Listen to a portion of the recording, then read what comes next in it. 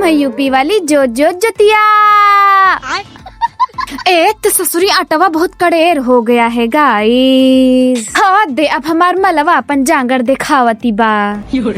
ता अब ही मैं बैगन छोल रही हूँ और हमार मलवा बाटी भरत बा गाइस। अच्छा आरा मोरी माई हमार दीदी तो कैमरवा हमरे महुआ में चाप देती है। भगवान ऐसा मत करो मेरी जान। ओ माय गॉड आटवा बहुत कड़ा सन आ गया है। ससुरी नोचा ही नहीं रहा है।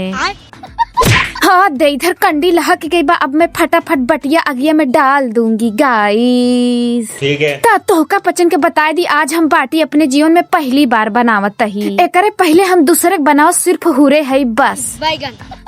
ता अब ही मैं चोखा मीज रही हूँ। हमारे मलवा के हाथ न लगा होता ना हम पचन निपोर बाटी खाई लेत। बाटी हो गया अब एक हम जोर से हिलाई दे तो बताई। ता तू पचन के बाटी खाए खुद आवत जा गाइस।